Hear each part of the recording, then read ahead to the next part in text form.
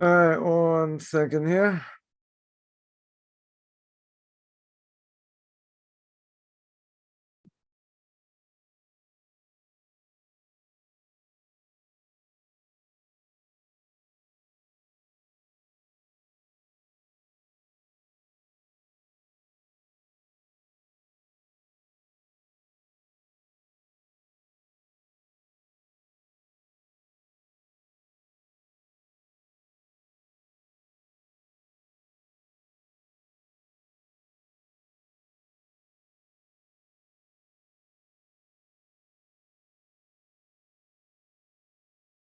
All right, welcome everyone to this Q&A. Again, want to welcome everyone to this Q&A. Good to be back to regular schedule.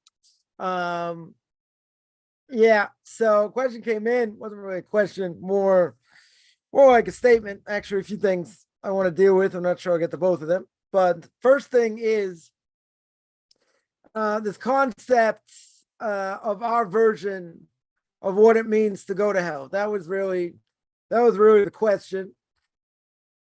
That was really the question, but the question further is that they never really believed, the going of our version of hell, that some believe, wipe my soul clean. If I'm found to be lacking, bringing my spirit back in a cat, i.e. reincarnation, right? That they didn't have, they had less of an issue with, not exactly sure why. Well, let's say had less of an issue. But the idea of hell or place of suffering, what does that sound like? Sounds like the church, right? It sounds like Catholicism, right? Over here, that's what the person's claiming. So the problematic statement is what we're going to say now. It says that I get that God has certain expectations and demands of us. Okay.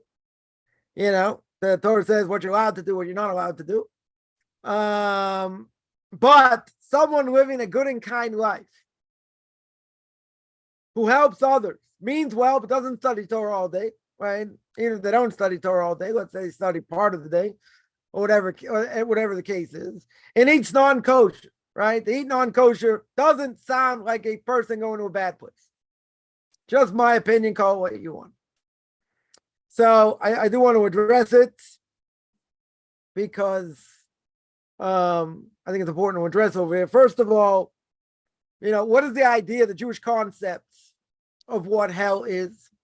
Jewish concept of what hell is fixing up the soul. In other words, the Torah says clear, there's reward and punishment. Many, many times. Right? If you do this will be the punishment. Sometimes it doesn't say what the punishment is. But there's the right way to do things, wrong way to do things. Right? I think that's pretty clear. We say every day in the Shema, second paragraph. It says you do the right thing, gonna get rain, you'll have food. If not, there'll be payback. So there is an idea, one of the Rambam's 13 principles. 13 principles of faith, and that is that God rewards and punishes. Every Jew has to believe that. If you don't believe it, you lose your status of being a Jew. It doesn't mean you can't repent. There's always repentance, but this is pretty crucial tenet. So the idea is that this person does something wrong, right? A person does something wrong, it's payback, right? There is going to be payback. Some will have stronger payback, some others weaker payback, whatever. There's going to be payback. There's going to be repercussions for our actions. And we see that clear throughout the Torah. See right at the beginning, Adam and Eve, repercussions were catastrophic, brought death to the world. Judaism doesn't believe in death. Never should have been death, but okay. Right? Adam and Eve ate from the tree. So the idea of, hell, so to speak, or Gehenna as we know it, is to fix up the soul. Right? Is to purge the soul of sin. That's what it is. That's what the purpose is. And once the soul has been purged, forget about coming back and reincarnation. Let's say, we don't go there. And let's say the soul, gets punished, etc., goes through whatever it has to go through. Now, what should happen afterwards? Should go to Gan Eden, should go to paradise, right? And wait in that soul world, as the Ramchal says in Derech Hashem, right? It brings down in the way of God. You're going to wait in the soul world until Olam Hab. whenever that is, whether it's before resurrection of the dead, after resurrection of the dead, it's a whole discussion. We're not going to go there, but it's a purging process. It's there to perfect the soul of its imperfection. In other words, the soul came in the body. The soul came perfected. Now, when the body sins, obviously the soul's in it. So the soul's going to get punished. Body's going to get punished. Both together. Going to get slapped together. Both be punished. Because the body's going to claim, hey, what do you want from me? Why are you punishing me? I can't do anything without the soul. What's the soul going to say? I can't do anything. Why are you going to punish me? I can't do anything without being in a body. Right? The soul needs to be in a body in this world. Okay. So what does God do? God thinks for a second. He says, okay, I'm going to slap body and soul together, punish both. I'm going to punish both. But hell is a purging process. It's a process of fixing up the soul for the terrible things it's done. Because it's reward and punishment. The Torah says the reward and punishment. Now, we get in a whole discussion. How do I know the Torah is true? Is it man-made? Okay, we're not going there either. We're assuming the Torah is true. That's the assumption. But so that's the aspect. That's the Jewish concept, right? Of wiping a person's soul clean. That's what it is. You're purging the soul of things it's done wrong, right? Now, what's the more problematic statement over here? Now, again, I'll cut the person some slack and said it's only my opinion. Okay. So if a person hasn't really delved into it, hasn't learned, so, okay, it's their opinion. But I want to clarify. So the claim is, I get that God has certain expectations. We're going to call those commandments.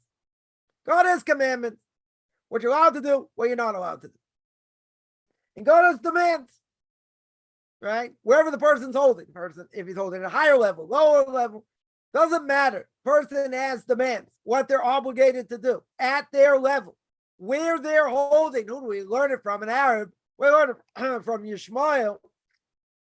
Because the Torah says, when he's about to die, right, and he's dying of thirst, so the Torah says that, it says Basher Husham, meaning where he is now.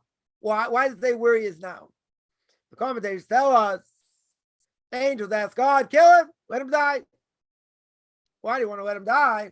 Because look what he's going to do in the future. His offspring. They're going to give all kinds of problems to the Jews till the end of days, right? Which we see. So why not wipe him out now? God says, great. I have one question. What's his question? Is this child liable or not? What's the answer? Not liable. It's a child. Totally not liable. Okay. He's not liable. So therefore, a person's going to get judged where they're holding now, what their level of knowledge is. Could they have known more? Right? A lot of different factors. Now, person's going to claim God has certain expectations and demands, but someone living in, this is problematic part here, someone living a good and kind life. How do you define good and kind? Right? That's going to be the first question. They help others and they mean well. Okay, let's say I would agree. They're good, they're kind, they mean well. Okay. But they don't study Torah all day. Now, it doesn't mean they have to study Torah all day. There's an obligation to put food on the table. So they got to work, right? At some point, right? Some part of the day, whatever it is. But a person has an obligation to learn, right? A man has an obligation to learn when he's not working. Women don't have that same obligation. They should learn, should go to classes, but doesn't mean, they have to do it on a fixed basis without going into all that. But it says, okay, so let's say you get an obligation to learn some part of the day, an hour, half an hour, whatever much time you have. Okay. Right. So we're not going to say you got to learn all day, even part of the day, small part of the day. Good. Person eats non-kosher. So I'll fill in, goes to movies, those other things. Okay. They do all these things that go against Torah. Now, what's the claim? Doesn't sound like a person going to a bad place. That's a problem. That's a huge problem. Now, I'll cut them some slack because they're saying it's just my opinion. All right? So I'm going to tell you what the Torah's opinion is. And the Torah's opinion is, What's your definition of good? You can have many definitions of good.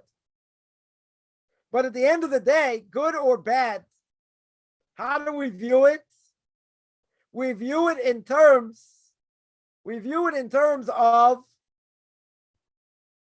what God says. God wants us to have a connection to him. Right? It says the path of the just. The introduction, God is a maktiv. God wants to give over his goodness. So when God gives over his goodness, he doesn't have to. He wants us to enjoy this world. How are we supposed to do that? How are we supposed to do that?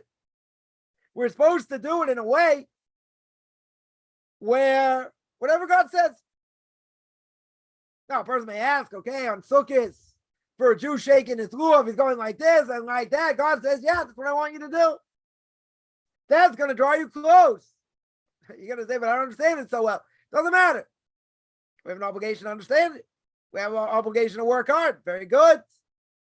Right? But at the same time, God's telling you, I'm going to give you my goodness. I want you to enjoy this world. How am I supposed to do that? How am I supposed to understand what I'm supposed to do? It's a good thing. He gave us a blueprint. He gave us a book, manufactured it himself, passed it down to Moses. That's what he did. That we call the Torah. So if the Torah says this is good, it's good. Right? If the Torah says this is bad, it's bad. And you're not allowed to do it. Or you're not allowed to have certain thoughts or whatever. Whatever the Torah tells me. So if that's true, the definition of good and bad is not what I think. It had nothing to do with me, myself, and I, all three of us. My civil complex. And no meaning whatsoever. Nobody cares what I think. Nobody cares what anyone's listening thinks. What does it have to do with? What does God want? What does the Torah tell me? That's what's important. Living a good and kind life, again, that might be very nice. They pay their taxes. They don't hurt other people. Okay, we're all speaking Lashon Hara. Killing thousands, every time a person speaks Lashon Hara more than 30 transgressions, one shot. But it's okay. It's permissible. I would have said it in front of them anyway. Everyone knows it's true. Does that make a person good? If a person's a habitual speaker of Lashon Hara and they don't care, guess what? They don't see God in the next world. Well, you're not such a good person, are you? If you do that, you're going to tell me the rest of the world does it. Talk radio, talk sports radio. That's all it is. Newspapers, all full of Lashon Hara. So how do you define yourself as if a person does it on a regular basis? How do they define themselves being good? How is that good? Torah tells me it's not good. So my obvious question would be, what's your definition? You're living a good and kind life according to who? According to yourself? According to society? According to who? The whole point over here is according to what God wants. What the Torah wants. No one cares what you say. No one cares what I say. Right? And I had a discussion with someone a number of years ago. Person said, yeah, I'm a good person. So I pounced. I said, what's your definition of good? Pay taxes on time, that's good. Euthanasia, is that good? So I boxed them basically into a corner. And I said, so, okay, so tell me what's good. Tell me what's bad. According to you. Anyway, I had them turned into a pretzel very quickly. And what did they do? Said, I don't know how we got this conversation. We're stopping it right now. Checkmate. I had them. They didn't want to admit that I had them. Okay? Well, this is a serious problem over here. This is a serious problem. Because it's not about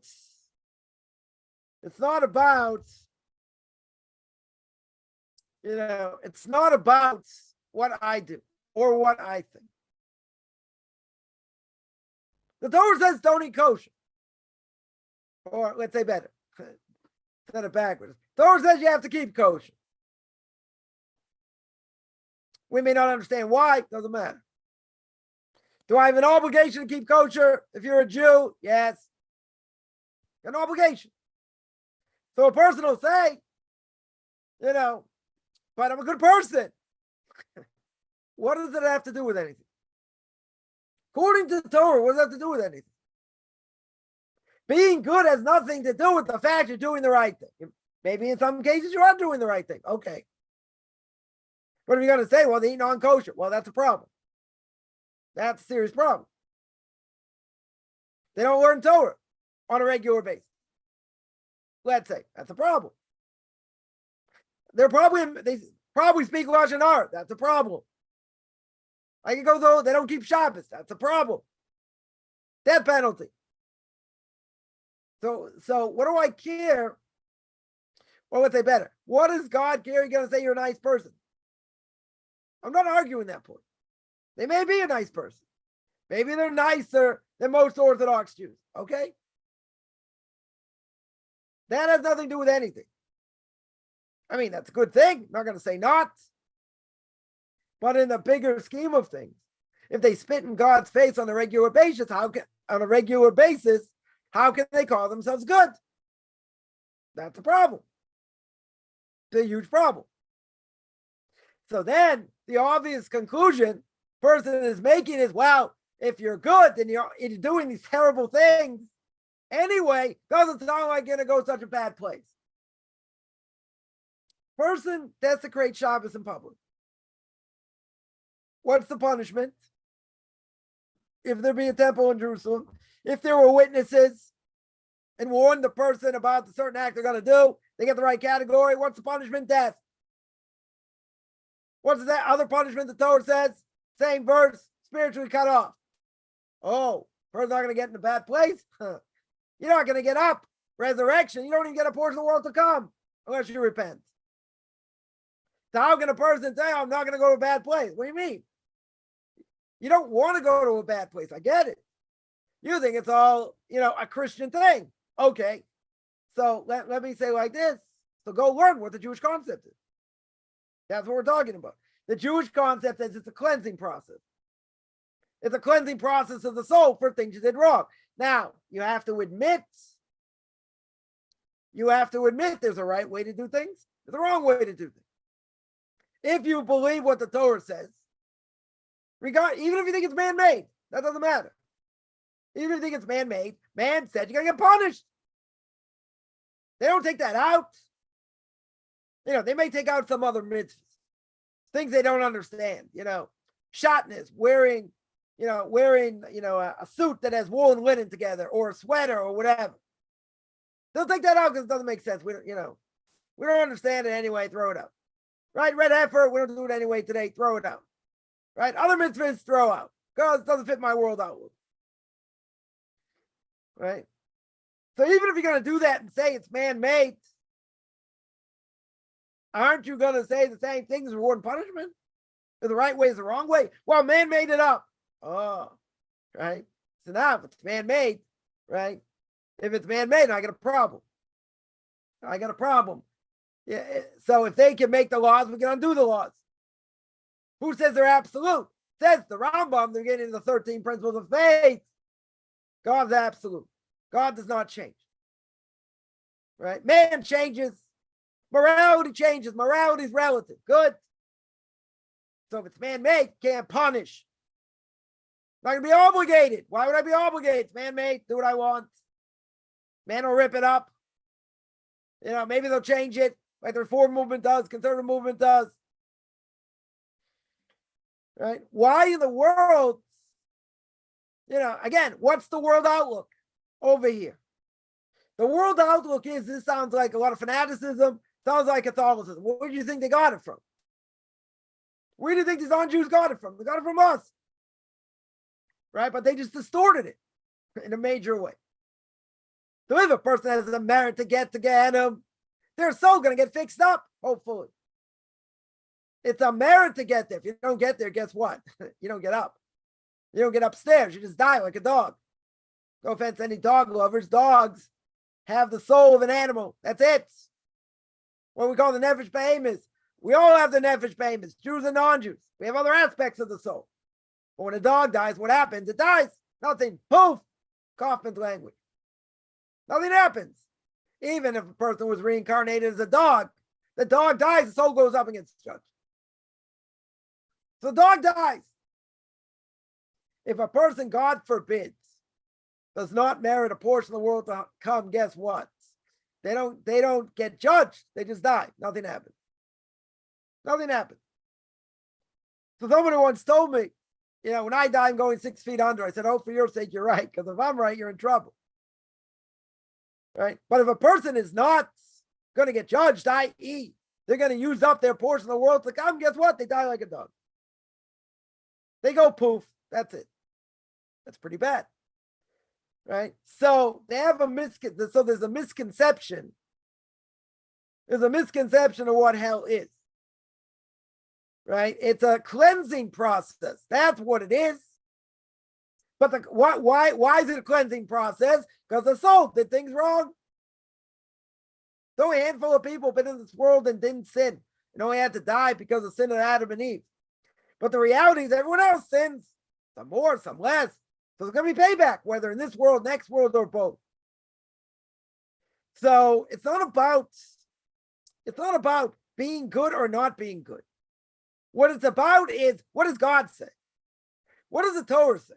And if the Torah is true, which we're assuming over here, if the Torah is true, then you're going to get rewarded and punished for what you've done. You're going to take a self-accounting. Or God's going to take a self-accounting, let's say better. He doesn't forget anything. Person, anyone who had an out-of-body experience, what do they experience first thing? See their life flash before their eyes, every last thing they did. Part of what hell is or Gehenna, as we're going to call it, is the fact that a person sees all this, they know they can't go back in the body. The embarrassment of what they've done is part of what Gehenna is. That's part of the atonement process, not the entire process. I don't know how a pure soul shrugs their, spiritual shoulder, and says, oh, look, the terrible things. It's embarrassed. That's part of the process of atonement. Why is the soul embarrassed? Because the soul understands what the truth is. Soul's in that real world, quote unquote. The soul realizes what absolute truth is. So if that is true, then we understand there's something else going on. There are things, obviously, I'm allowed to do, I'm not allowed to do. Has zero to do with the facts that a person may be good and kind. So again, good and kind according to who? According to man, person can be good and kind. Okay? We don't care what man thinks. We're not interested in what the world thinks. What are we interested in? What are we interested in? We're interested in what God thinks. We're interested in Torah. So now the question would be, if the Torah is true, that's our assumption, unless otherwise, God forbid, prove the other way. But if Torah is true, I have obligations. Right? So person says, I get God has certain expectations. Okay. So they're assuming and they understand there's a right way and a wrong way. Right? That's what I'm reading into it. But that's what it sounds like. God has certain expectations. He wants you to do certain things, right? And if you don't live up to what he wants, or God forbid, go against what he wants, payback. Torah says that black and white many times. It's not about what I think, it's not about what anybody thinks. The Torah says clear, it's forbidden. If it's forbidden or it's permissible, I have to do what it says. But it has nothing to do with I'm a good guy or not. Person may be a great guy, great woman, whatever. I'm not going to discriminate here, right? Doesn't matter. What matters is what you do. It matters what you think also, but in general, what you do, what you say. Does it go with what the Torah says or against? No, you can say, oh, I don't think the Torah means this. I don't think it's like that. Okay, you have a discussion. Doesn't apply. It doesn't apply. Shouldn't apply. Okay. But if we're going to say there's reward and punishment, and we understand there's reward and punishment, then the obvious question is, if God says what I have to do and I don't do it, what does it matter if I'm good or not? A lot of people think they're good. They're misguided. Even according to human terms. I'm not talking about the person who asked the question. Right? But there are plenty of people out there who think they're doing great things. The reality is not that way. Totally not that way. So the onus over here is, what does it mean to live a good and kind life? According to who? So I get it. Person has an issue, with the way the Christians portray heaven and hell. They don't understand. They don't understand how we look at it. What it is and how it works. But at the same time, it's not about whether I'm good or not, whether I'm nice to other people or not. What matters is, what does God think? What does the Torah say over here? What's good or what's not good? That's the question. That's the question over here.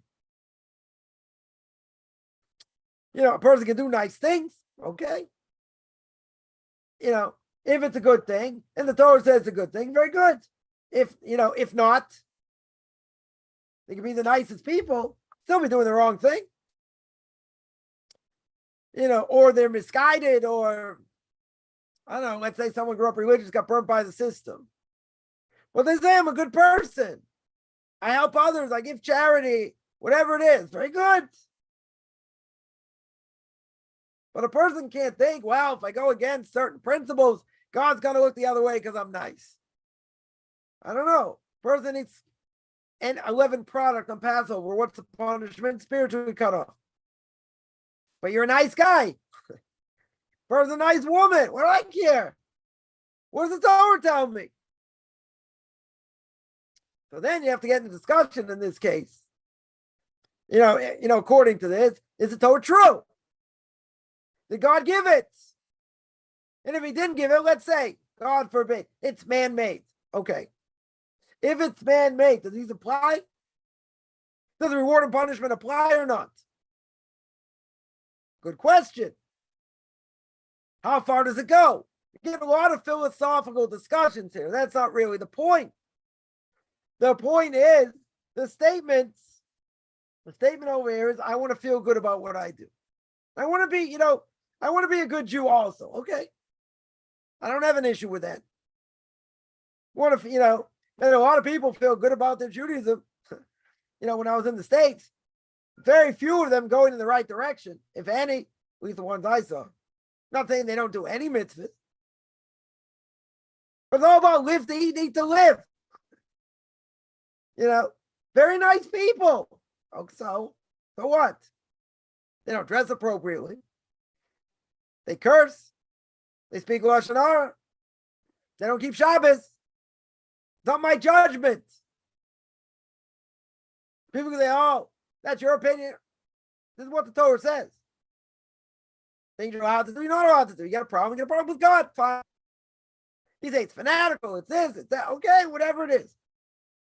Are you guilty or not guilty in the eyes of God or not? Some people say it doesn't matter. I'll do what I want anyway. At least this person has a question. They have a question.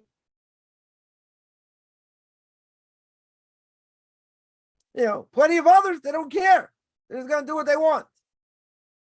But in the eyes of God, are what they're doing is good or not? What would I say? It's bad. Pretty clear it's bad. It has nothing to do with our personality. Doesn't matter how nice we are. Person does mitzvahs, they'll get credit for the mitzvahs. No question. Even if they didn't have intention. They'll get credit, okay? What about the things they do wrong? They get a free pass because they're nice. Why does they get a free pass? God will look the other way. Why is God going to look the other way? Just because the person's nice, they eat non-kosher, they don't keep Shabbos, that's going to give them a free pass? Doesn't say that. Doesn't say that anywhere in the Torah. It says you're going to keep what he said. That's it. Shut up and eat the matzah. You don't like it, too bad. You got to eat it. You got to eat a lot of it. You got to keep Shabbos. You might have to walk far to go to a synagogue, okay?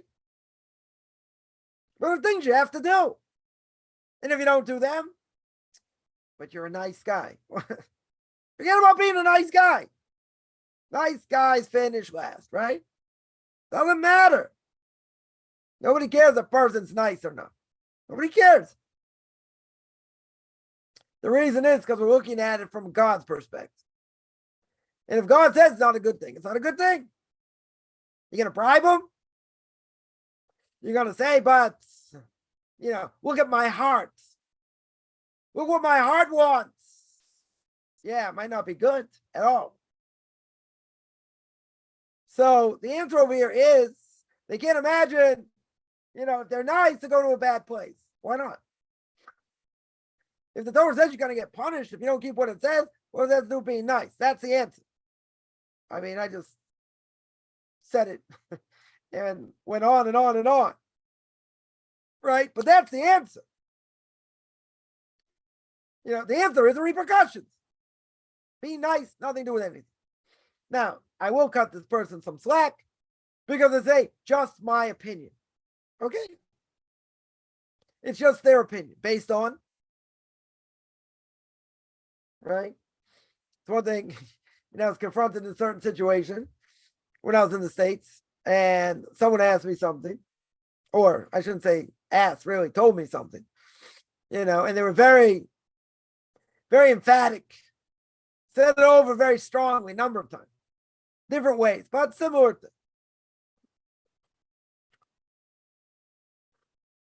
Many different things, a number of things. Okay. So I sat there, got hammered over the head. It didn't faze me. I was expecting it.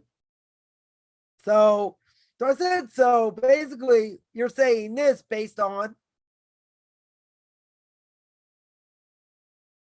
I said it again, based on, no response. Based on what I think, that was the response.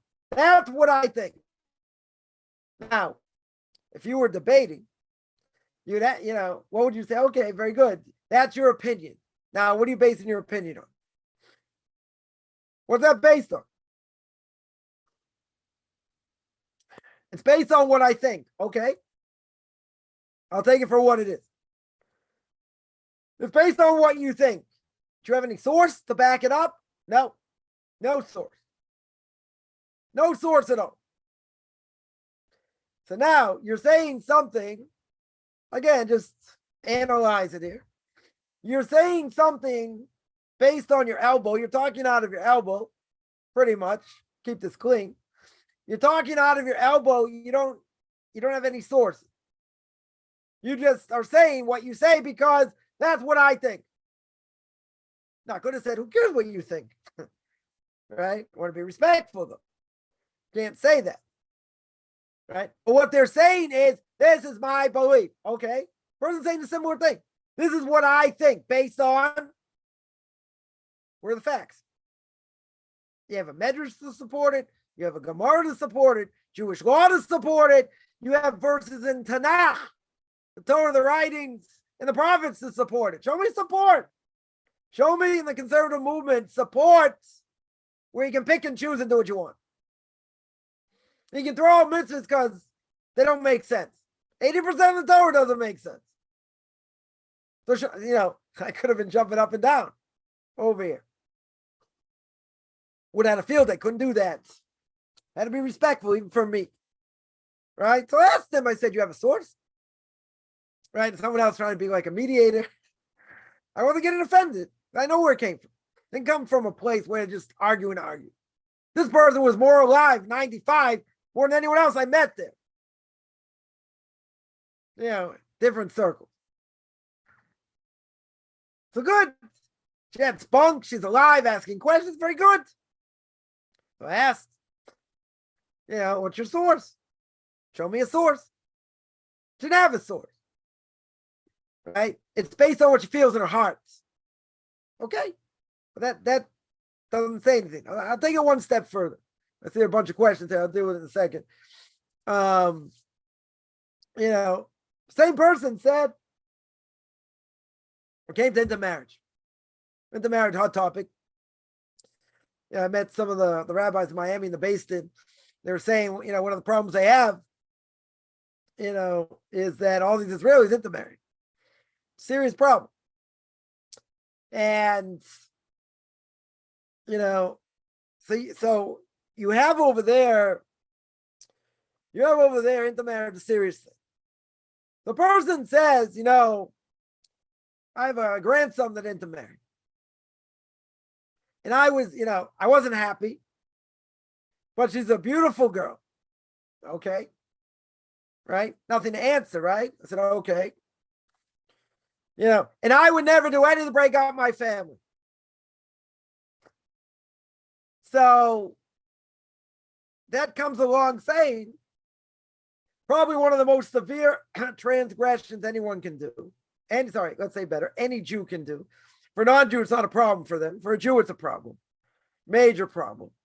So they're saying, they're a nice person, very nice person. I'm not going to come out against and put my foot down because family's family. Family's the most important thing. You ever heard that? Speak about it a lot. Family's the most important thing. So what happens when they intermarry? Not family anymore. So how can you go to such a thing? If you represent Torah mitzvahs, this person doesn't. Okay. But if you represent Torah mitzvahs, how can you say it's okay? I said, you're not going to hear me say that. It's okay. That's not going to happen. So I got hammered for that. Okay. What are you going to do? Nothing to do. And you would say it's terrible, and I would say it's family. Where do you draw the line? Where do you draw the line? So some people would say, you're not going to condone it. We don't want to ostracize. Maybe the non-Jew be interested in Judaism. Maybe they'll come back, bring the Jew with them. That's one way to look at it. But the other way to, people have to know it's wrong. People are afraid to say anything. God forbid someone's going to get offended. It's wrong, period. They don't like it. It'll go eat kugel. They don't like, okay, what are you going to do? Can't change the Torah. Torah's not silly putty. Right? Can't turn it into a pretzel. It's wrong, period. He said, well, that's fanaticism. Okay? So the Torah's fanatical. The Torah's against non-Jews. Torah's anti-pig. You're not going to win that argument. Say, I would never break up my family for that.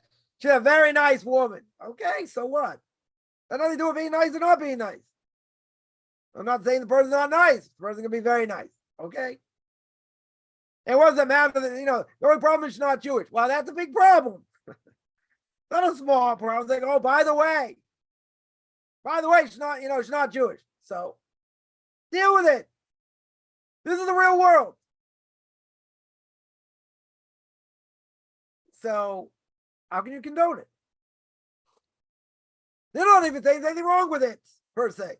I mean, they did say, yeah, I know it's not right, but, I'm not breaking up my family for it. Well, put your foot down. Say it's forbidden. You can't condone it. Question is how you deal with it. Different issue. You can't condone it. You can't say it's okay. So you're going to say, okay, person didn't say it's okay. They didn't say it's okay. Yeah, but I'm not willing to break up my family. The problem. Can't be wishy-washy. Torah says many, many times, you're allowed them to marry. Period. Period. No ifs, ands, or buts. Person converts, one thing. Proper conversion, okay. But, so they'll admit to me, I agree it's wrong. 100% I agree they shouldn't intermarry. But after the person intermarried, person so nice, so we say it's okay. Where do you see that? I agree, it's tragic. Who wants to be confrontational besides me? Nobody. People want to live and let live. Okay. It's not what I wanted, but that's the way it is. It's your blood. Right? It's your blood. Yeah, so it's wrong blood. Am I going to win that conversation? No. Definitely not, because it's too emotional. That I would never do that. Okay. You would never do it. It's wrong. Right? I said, I just want to point out for the record, the Torah says it's forbidden. That's it. Forbidden. Even if they admit it's not right, they're condoning it. That's what they're doing. For the sake of peace. Who says for the sake of peace? That's right. God's got to look down and say, wow, they're so open-minded till the brains fall on the floor. Beautiful. They're saying, what a beautiful thing over here. Come on. Is it wrong or not? So they'll say, yeah, it's wrong. They agree it's wrong. Okay. That's the end of the conversation. It's wrong. But if you're not an Orthodox Jew, guess what? You condone it. There are wishy-washy Orthodox Jews out there also. And a friend of mine went to his sister's wedding. She anti-mass. How could you go to the wedding? You're an Orthodox Jew. Yeah, there's a lot of pressure, whatever. But everyone knew I was there under protest. I mentioned many times. What do you mean protest? Eating kosher food under protest. Doing the horror under protest. It's wrong. You represent Torah, you can't condone it. That's condoning it. That's saying, oh, Mazel Tov, this, that. You're saying it's a good thing. You're part of it, part of the celebration. How can you be part of it? How in the world can a person be part of it? She's a very nice girl. I didn't say she wasn't. I never met her. Okay. Right? I never said either way. That has nothing to do with anything. Same thing over here. Someone's living a good and kind life, but they don't keep kosher, they don't keep Shabbos. So what? So what if they're the kindest people in the world? Could be. I'm not denying that. Question is, what's God think? What does the Torah think? That's the point. And if the Torah says it's not a good thing, being kind doesn't mean diddly squat. Doesn't mean anything. Right? But people want to feel good. That's the problem. Everyone wants to feel good. But they don't want to do anything. Made all these people. Good intentions in some ways. Good intentions. They want to feel good without doing anything. Without being fanatical, without, whatever. Just leave me alone. You want to do what you want to do? Very good. Don't put it on me. It's not a philosophical discussion here. They're not interested in any answers. They want to just feel good about what they do. Okay. But that doesn't answer the question. If the Torah is true, there's a reward and punishment. Bottom line. Not about feeling good or not feeling good. It's whether it's true. If the Torah is true, yeah. If you don't believe the Torah is true, okay. So we're not talking the same realm. True? It's make-believe. You do whatever you want. Silly putty. You turn the Torah into pretzel, you do whatever you want. Okay? That's not what Torah is. So, they asked the question, or let's say rammed it down my throat, let's say better, number of other things, but that was my question. My question is, okay, where's that coming from? Why are you saying it? Because that's what I believe in my heart. Does God care what's in your heart per se? Based on? It's about action. It's about what I think. It's about purity over here. Right? God runs the world. God gave the Torah to Moshe, passed it down. I have to keep it. I don't have a choice if I'm a Jew. Or if I'm a non-Jew, I don't have to keep all the laws. Very few laws I have to keep. But at the same time, I got obligations. If I have obligations, there are repercussions. There are demands, as the person said. God has certain expectations. You're right. God says, you got to do this, not do that. 613 commandments. You got to keep them, whatever applies. Oh, but God's going to look the other way because I'm nice. No. Nice guys don't finish last. Right? In God's eyes, they will. Why? They're not doing what he wants.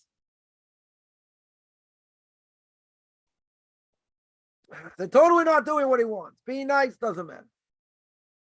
Doesn't matter.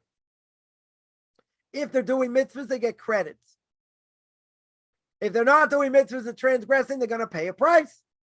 Now, this person's not going to want to hear that. They're going to say, well, I'm nice. It doesn't matter.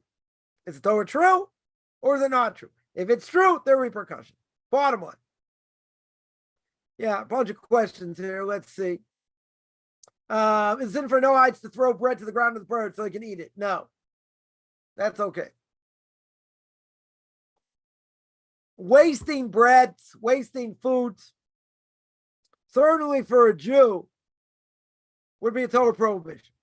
100% would be a Torah prohibition. Right? No question. No question. For a non-Jew, right? For a non-Jew, who says? Right? Who says it's a Torah prohibition? Who says it's even a rabbinic prohibition? May not be either. Right? Is wasting food considered that or not? Right? That's the question. That would be the question. So wasting foods, I would say, is not a good thing for a non-Jew, no question. At the same time, is it forbidden? I wouldn't necessarily say it's forbidden, right? In other words, giving food to the bird is okay. I would say it's all right. Right? Even for Jews. If you know birds are going to eat all the food, yeah, shouldn't be a problem. Wasting food is a problem. It's Torah prohibition. Torah prohibition. Bread for Jews, you can't mush it up and other things. You got to treat it with respect. Right? It's the staff of life, so to speak. Got to treat it with respect. You can't throw it, you can't mush it up, different things. For a non-Jew, that wouldn't be an issue. Shouldn't be an issue. What are some ways I can fight the evil inclination? What about Jude? They can learn Torah, think Torah thoughts, think about the day of their death, think about reward and punishment, right? Work on knowing what's right and what's wrong, knowing what's wrong and trying to stay away from it. Because once a person keeps doing things over and over, it's harder to fight. Right? So you want to nip it in the bud. 100% you want to nip it in the bud over here. You do not want to give it a chance. But what if you keep doing it over and over and over again? You get this question a lot. You got to stop. Because if you don't stop at some level, even a little bit, you're never going to be able to stop. It's going to keep feeding and feeding and feeding on you. Once it's part of you, very, very hard to stop. Very, very hard. Because now it's part of your psyche. You did it once, okay. Did it the second time, okay. Did it the third time, now you think it's already okay. Now you think it's already a mitzvah to do. Problem. Once it becomes part of your psyche. So a person has to change the way they think, the way they act. You have to know what's wrong, first of all. Even if a person knows it's wrong, okay, now you're going to make a plan to fight it. You're going to make a concrete plan how to fight it. And work hard to do it. Because if you don't, you're never going to fight it. It's impossible to fight. And the reason is because once you've done it so many times, it's like part of your DNA. Now, would I say that's impossible? No. Wouldn't say it's impossible. Is it going to be very hard? Sure, but you got to make a plan how to do it. One way I would say is learn Mussar. Learn path of the just. Learn the ways of the righteous. Learn the gate to repentance. All about, at least the third gate, all about, different punishment the person's going to get. Make it real. Understand you have to answer to somebody. Imagine how embarrassing that's going to be trying to answer. You're going to be embarrassed. Person should be embarrassed what they've done. No question. So those are some answers I would say. Somebody asks, what does it mean all the deeds of the righteous done quickly? In other words, they do the right thing at a high level. It goes very quick. That means they don't have an evil inclination. What it means for them is certain certain things they do, they go much quicker. They go much quicker because of the level they're on, the high level they're on, and the heavenly help that they have. They have tremendous amounts of heavenly help over here. That's why things by them go much quicker. People who sin on a regular basis, it's harder. You have more difficulties, more obstacles. Doesn't mean a righteous person has it easy, has their own evil inclination. But guess what? Person on such a high spiritual level, they're on such a high spiritual level, what they do is made much easier. Much easier. I remember someone told me about a great rabbi that, a certain thing had to be done. And they only had a certain amount of time to do it. And within a short amount of time, everything got settled. Why did it get settled? Because the person had tremendous heavenly help. That's what it means. That is what it means. What if the person who's trying to keep the matzah's dental issues? So, or let's say they have other issues. Let's say they have stomach issues. Can't eat wheat. Can you eat oats? Could eat oats. Something that's, better on the stomach. Or let's say even if they have dental issues, if you're Ashkenazic, it'd be a little bit easier. The question is, could you put it in water? Could you put it in water, make it softer? If you're Ashkenazic and water hits the matzah or any dip, let's say, hits the matzah, not a problem, right? We hold that doesn't make it into chametz. If you're Hasidic and you don't eat what we call gebrochs, meaning any liquid coming in contact with matzah after the fact that it's matzah, and you're worried it might turn into chametz, that would be a problem. So if you have dental issues, I would say even if you're Hasidic, you can't put it into water, but you could make it very small in order for a person to be able to eat it. Right? Now, let's say you can't even do that. Right? So what would be the answer? Right? A person has to figure out a way how you're going to eat it. Right? So it could be, if you're Ashkenazic and you put it into water, you make it very soft, that would be okay. That would probably be okay. If you have dental problems, you're Hasidic, is more of a problem. Unless you make it very small, the piece is very, very small in order to do it so you can eat it. That's what I would say.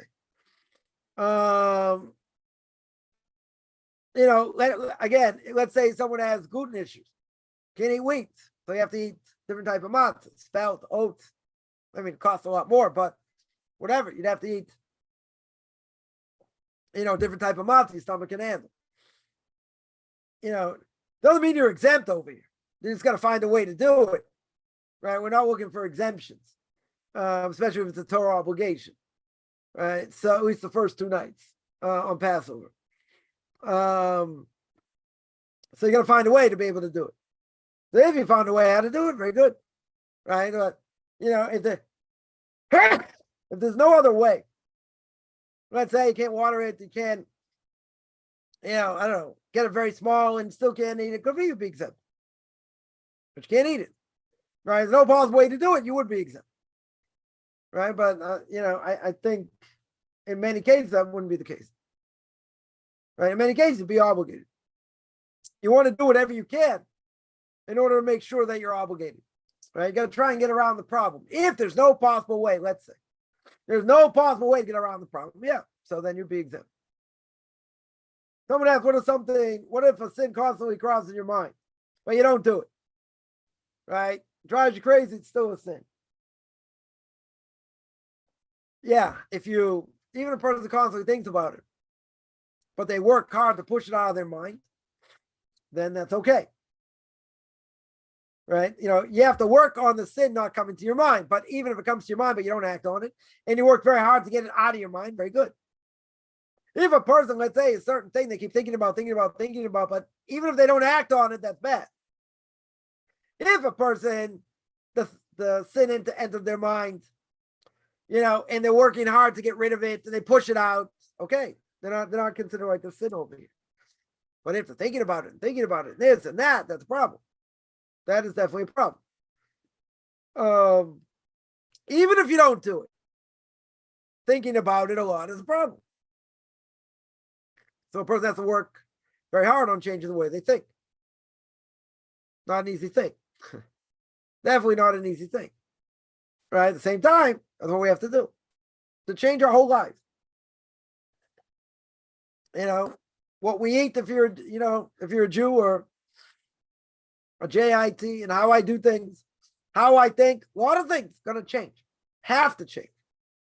Doesn't mean it's going to be easy. But if a person, has bad thoughts, whatever they are, they work very hard to get them out of their head. They don't think about it. Okay. But if they're constantly thinking about it, different things, that's a problem. Even if they don't act on it, it'd still be a problem. It'd still be a problem. They're going to work hard to change the way we think. I say a person's life that's an idol worshiper? Yeah. You certainly can. Technically speaking, if there's no one around, no one's going to see you. Could you let them drown? Could. Right? You definitely could, but, you should save them anyway. Maybe they'll repent, maybe, who knows what, but you should save them anyway. Because it's going to look really bad. Yeah, if you tell me you're the only one there, no one else is there, you can say, okay, let them drown.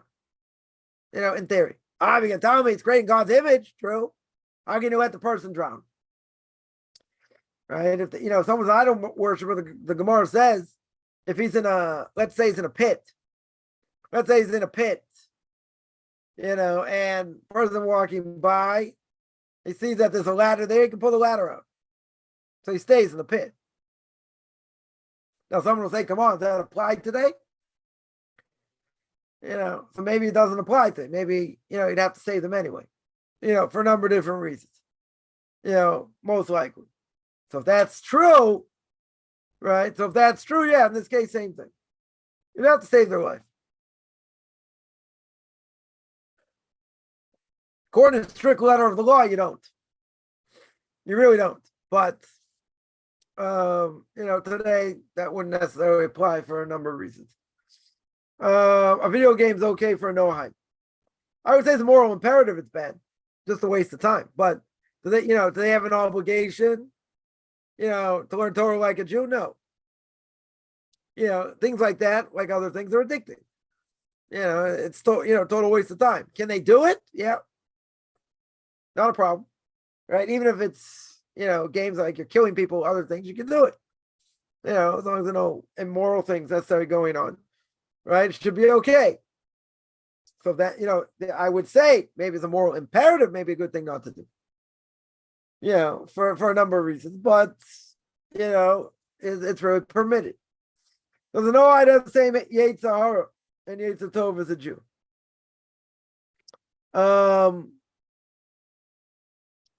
It's different. It's different. The reason is, there are certain things the Noahide is not allowed to do. Right? There's 7 Noahide laws. Noahide laws are an umbrella over here, about 65, 70, let's say altogether. Jews have a lot more. Non-Jews are not punished, let's say, by his thoughts, like a Jew would be. So the evil inclination by a non-Jew, even keeping the Noahide laws, is, there are things they're not allowed to do. It's clear. That's clear. So it could be there's stumbling blocks placed in front of non-Jews like Jews. The evil inclination will come along, try and wipe them out. Right? And it's a lot easier to wipe out a non-Jew in many ways than a Jew. Because a lot, there are a number of things. I mean, not so many, but there are a number of things that non-Jews are liable for death penalty. Jews are not. But there are, enough things that a Jew is liable for death penalty also. No question. So I would say that certain things by a non-Jew, they whatever is forbidden to them, again, you have to understand, for a non-Jew, these things are universal, according to the Torah. So they can't say, well, I didn't know. They can't say. Why not? It's universal. Universal according to what the Torah says. So their evil inclination to get them to do certain things, who says it's any different? Just what they're liable for is different. In other words, for a non-Jew, are they going to be liable for their thoughts like a Jew? No. Right? Are they going to be liable for other things like a Jew, it depends, right? It depends, it depends what it is. It depends what it is. When it comes to, when it comes to, his evil inclination, so he's got an evil inclination. Everyone has an evil inclination.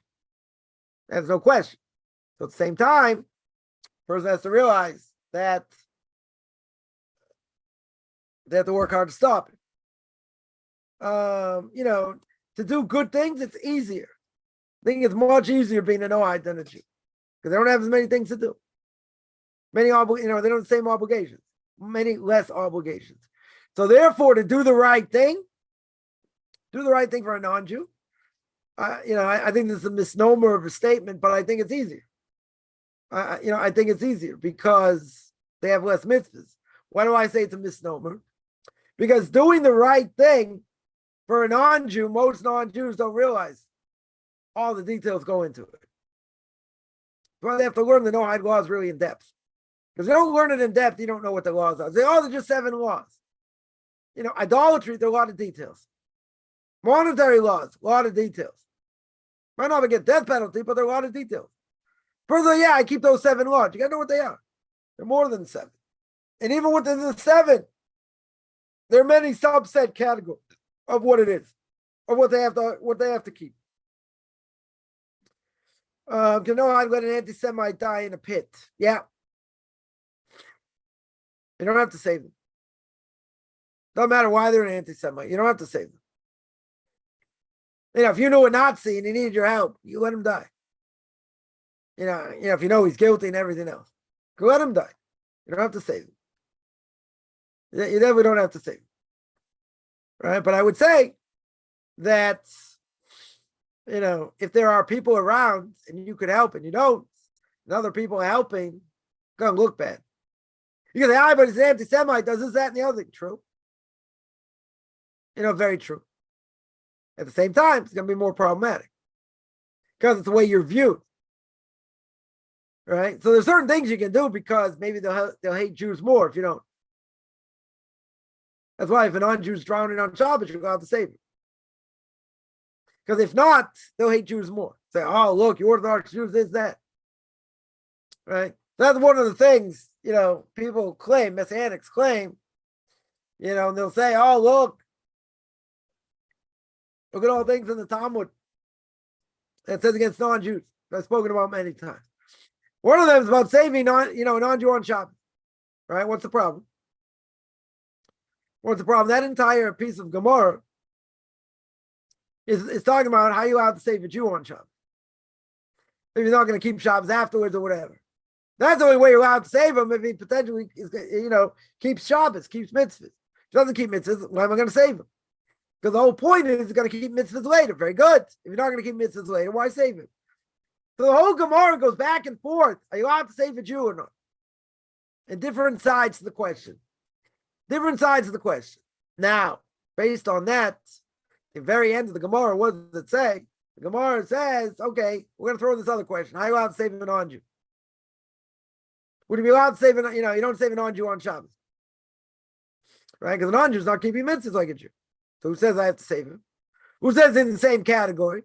But see, Messianics and everyone else is going to say, says you can't save Jews on Shabbos. Context. Don't be an idiot. Context.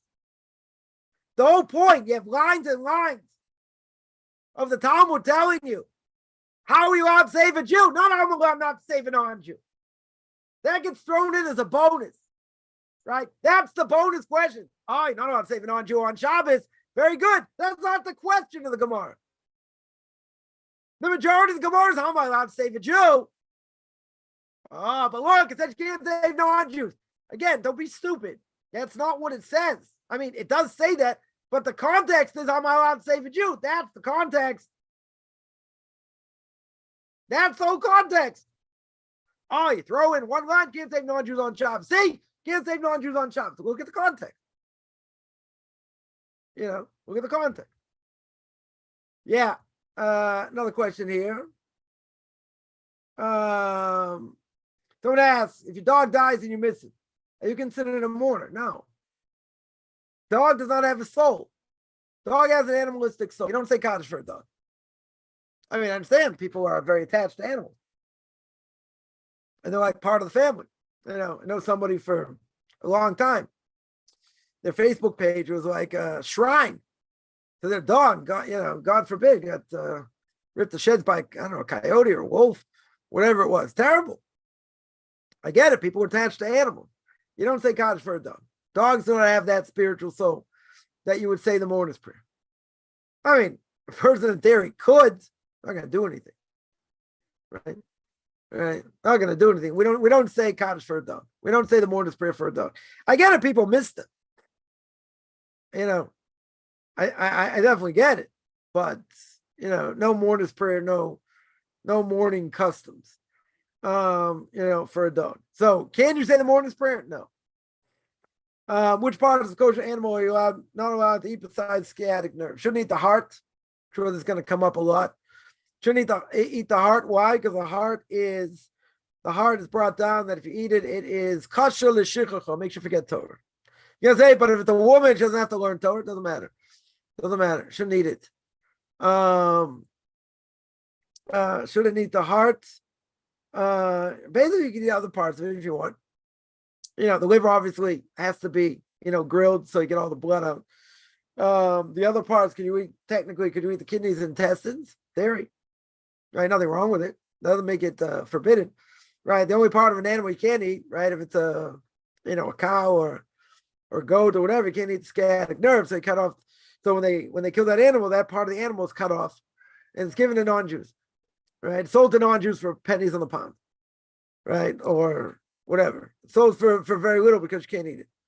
So you're right. But other parts you could eat. Other parts you could eat. The heart you shouldn't eat. Right? The heart you shouldn't eat. I mean, technically, could you eat the brains and the not going to get gross there. In other parts, I mean, not necessarily going to sell it, but could you? Yeah. Wouldn't necessarily be an issue. Heart would be an issue. Someone asked if the souls of Cons were at Mount Sinai. Okay. Does it mean they have Jewish relatives waiting for them in the world to come? Oh, good question. Now, if they have to go through conversion, right? You're going to have to go through conversion. Kabbalistically, the whole question how that works. How does the soul become Jewish? If it's already Jewish, how does it become non-Jewish, right? Through assimilation. So that's, complicated, how that works. Now, if that person converts, are they going to have relatives later? They're going to see relatives later? Yeah, probably. Probably. I would say that would make sense. What's Leviathans King David mentioned in Psalms? Kind of sea monster? Do they still exist? Yeah, some sort of, if you look at the book of Job, also talks about, some people say it's a crocodile, some people say it's a whale. Not really sure exactly what this sea monster is. Bottom line is that if you look at the end of the book of Job, it sounds pretty nasty. That's, could rip a person to shreds. Do they still exist? The true Leviathan, do we know what it is? I don't know. There are different theories what it is. Again, it could be an alligator, it could be a whale, it could be potentially other things. If you read the book of Job, it's kind of hard to tell what it is. Exactly. Does it exist today? We don't know. We don't know what it is today. I mean, there are theories what it could be, but we don't really know. Question: do husbands and wives pray in the same room? They can. And they pray at the same time? They don't necessarily have to. Right? They can pray at different times. Right? A Jew, if it's a guy, has to pray at certain times. You can't just pray whenever he wants. Got to pray at certain times. Certain times, you're obligated to say the Shema, say Shemona Esrei, silent meditation, whatever. Right? If you can't get to the synagogue, you can pray in his room or wherever. Does his wife have to pray at the same time? No, definitely not. Can they pray in the same room? They can. There's nothing wrong with it. But I would say it's better. It would be better probably to pray, at different times, if that's the case, so you don't get distracted. If it's, you need help and a person's spouse can help them, okay. But, they shouldn't pray. I would say they shouldn't pray together, right? This could be a distraction. Someone asked what's going to happen to the non-Jews who helped Jews in World War II. What happens to them in the afterlife? So if they kept the Noahide laws and they weren't liable for anything for death penalty, then they'll have a portion of the world to come, like any righteous non-Jew.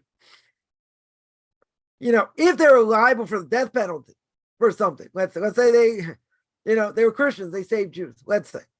Does the fact they saved Jews during the Holocaust offset the fact they're idolaters? Don't know. I would say no. I mean, it's a very meritorious thing they did, helping save Jews. That's tremendous. Problem is, they're liable for death penalty.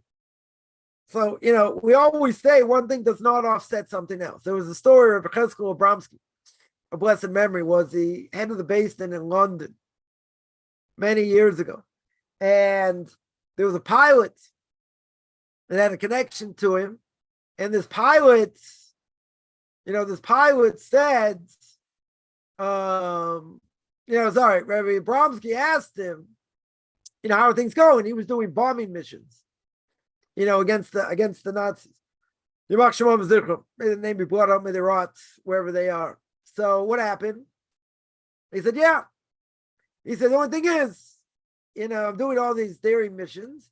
I still keep Shabbos. I'm keeping kosher and all that, but I smoke on Shabbos. Just, too much pressure, whatever. I smoke on Shabbos. So this person claimed that, what's going to happen, that, God's going to overlook it. Why is God going to overlook it? God's going to overlook it for one very simple reason. God's going to overlook it because I'm doing all these dairy missions every day. I'm going bombing, Nazi places and planes and all that. So God's going to overlook it. Rabbi Cheskel Bronsky said you're wrong, right? You're very, very mistaken. Because even though you're doing a great thing and you're Moser Nefesh, you're, tremendous self-sacrifice, unbelievable. But that does not offset the fact you smoke on Shabbos, right? In other words, one thing doesn't wipe the other one clean. You don't say, well, I'm doing all these dairy missions. I'm sacrificing my life every second when I'm there and I'm in the air. Guess what? God's going to overlook the fact that that's a great job. So I would say, Makesh, what's the connection? Right? I shouldn't say, I would say. So that's what Cheskel Abramsky said. What's the connection? No connection over here. Just because you're doing dairy missions and sacrificing yourself, that's great. Doesn't mean you can't. That doesn't mean you're out. That's great. Shabbos. One does not whitewash the other. Right? So if a person, so why do I say that? Now, if they're idolaters or they do other things wrong, that they're liable for the death penalty, that's not going to offset the fact they saved Jews. That's a great thing. They had a big mitzvah for doing so. But if they were idolaters, guess what? They're liable for death penalty. So one thing doesn't offset the other. Right? That's if they weren't idolaters, okay, and they're not liable for death penalty, sure, it's a huge mitzvah. But if they did other things that go against the Noahide laws, guess what? They're in trouble. They're in trouble if they save Jews' lives. Somebody asks, haven't named all the animals, so what did he name the serpent? He called him the Nachash. What does the Nachash mean? I don't know. That's how we translate it. Right? Nachash is the serpent. That's what he called it. That's what it was called. It was called the snake, the serpent, whatever. That's the name. Hebrew name is Nachash. Let me put it up here. Right. That was the name. I'd still go to heaven if he got some doubts. Yeah. If a person would say, Torah's not true, God forbid, or other things that are much more severe, that might be an issue. Or if a person would say, I regret, let's say not me, they regret all the mitzvahs they kept because they had difficulty or whatever. They lose all their mitzvahs. That's bad. That 100% is bad. Or that there's no question. If a person has doubts, maybe they won't get as high a portion of the world to come if they have doubts. Okay? Doesn't mean they won't have a portion of the world to come. Right? They can still go to heaven, if that's the case. Yeah. Any other questions?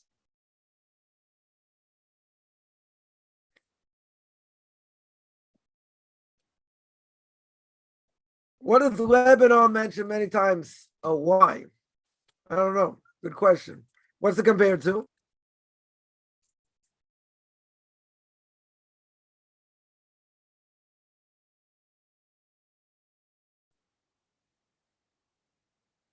Right? Why?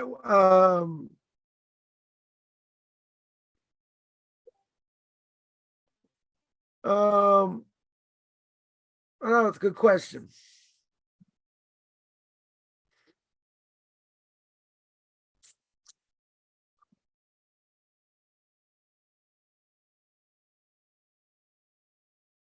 Let's see.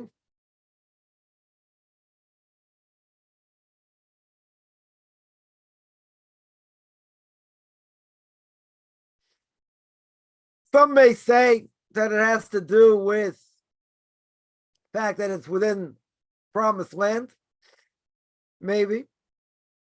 So therefore it's significant. It's significant in that way. Some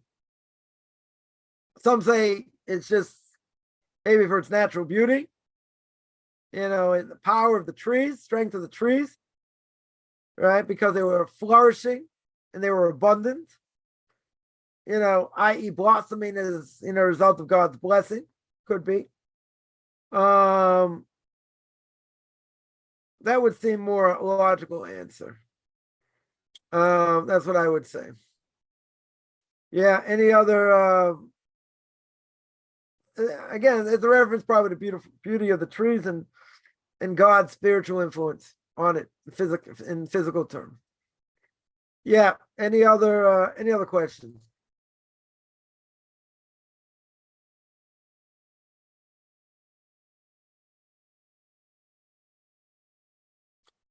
All right, I'm going to stop here. I do this every Tuesday and Thursday. Definitely good to be back on a regular schedule. Anyone has any questions, feel free. Find me on Facebook at Michael Chaim Kaufman or be on Orthodox Conversion Judaism. Send me an email, rabbichaimkaufman@gmail.com, RBBICHAIMCOFFMAN @gmail.com. Wish you have a good beginning.